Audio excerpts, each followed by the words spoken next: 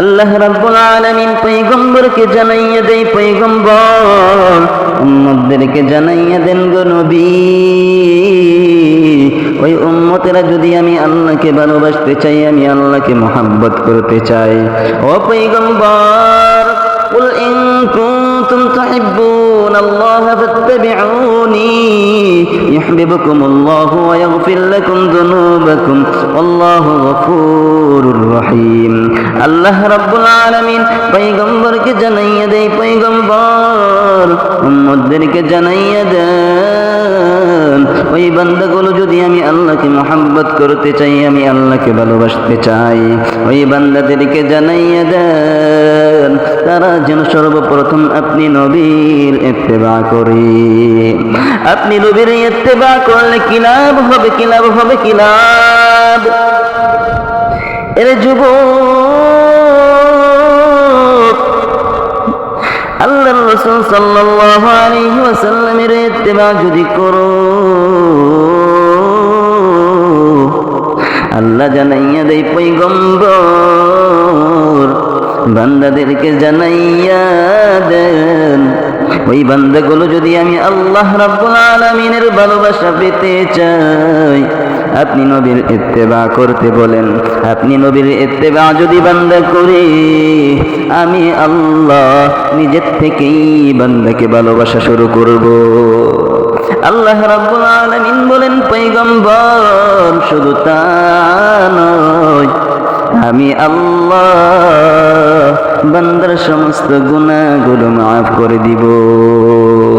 ইয়া ইলাহি তো মেরা মাবুদ है, या इलाही तो मेरा माशूक है, या इलाही मुझसे मुझको दूर कर, ताकि देखो कुछ में तुझको एक नजर।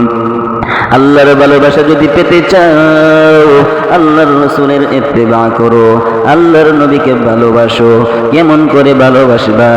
আল্লাহ রাব্বুল আলামিন জানাইয়া দেয় পয়গম্বর আপনি নবীকে যদি বান্দা ভালোবাসে, কেমন করে ভালোবাসা লাগবে? বলে সাহাবায়ে কেরামদের মতন ভালোবাসো। সাহাবায়ে কেরামরা কেমন ভালোবাসা বেসেছেন? আল্লাহর রাসূল সাল্লাল্লাহু আলাইহি ওয়াসাল্লাম ওদের যুদ্ধেতে যখন যুদ্ধ করতে যায়, যুদ্ধ করতে করতে হঠাৎ এক কাফের বেঈমান নবীর মাথার মাধ্যমে তীরের আঘাত করে, ওই তীরটা গিয়ে মায়ার নবীর মাথার মাধ্যমে ঢুকে যায়। নবী সহ্য করতে পারেন না, আল্লাহর নবী বেহুশ হয়ে জমিনের মাধ্যমে পড়ে যায়। আল্লাহর নবী যখন জমিনের মাধ্যমে পড়ে যায়, ওই এলাকার মাধ্যমে আওয়াজ হয় নবী আমার দুনিয়াতে নাই।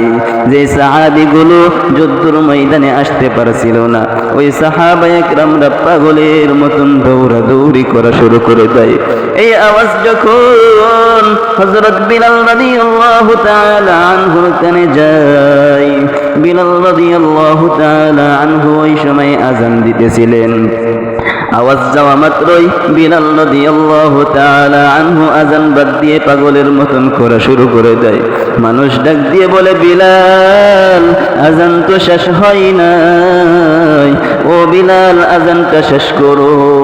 বিলাল রাদিয়াল্লাহু তাআলা আনহু ডাক দিয়ে বলে, দুনিয়ার মানুষ, যেই নবীর জন্য আমি বিলাল জাহান্নামের পথ থেকে বেঁচে জান্নাতের রাস্তা দেখেছি, জান্নাতের রাস্তা দেখেছি, ওই বিলাল নবী না থাকার কথা শুনে কিভাবে সহ্য করতে পারে?